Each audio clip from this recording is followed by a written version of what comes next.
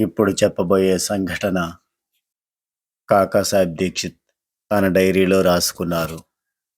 ఆ సంఘటన ఏంటో కాకాసాహెబ్ దీక్షిత్ మాటల్లోనే విందాం. ఒకసారి నా స్నేహితుడు బాబా దర్శనానికే వచ్చాడు.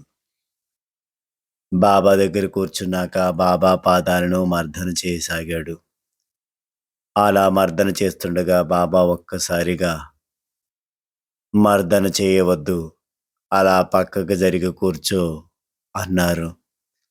బాబా చెప్పిన విధంగానే ఆ గృహస్థుడు వెనకకు జరిగి కూర్చున్నాడు. కొంచెం సేపటికి తన కళ్ళు నీళ్లతో నిండాయి. కాసేపటి తర్వాత మరలా తాను బాబా పాదాలను మర్దన చేయసాగాడు. అప్పుడు బాబా ఏమీ అనలేదు. తర్వాత వాడాకి వచ్చినప్పుడు తాను నాతో ఈ విధంగా చెప్పాడు. మొదట బాబా పాత సేవ చేసుకుంటున్నప్పుడు మనసులో అమంగళకరమైన ఆలోచనలు వచ్చాయి. తక్షణమే బాబా నన్ను వెనక్కి జరిగి కూర్చోమని చెప్పారు. తర్వాత నాకు ఆ విషయంగా పశ్చాత్తాపం కలిగింది. మనసులోనే బాబాకు క్షమాపణలు అడిగాను.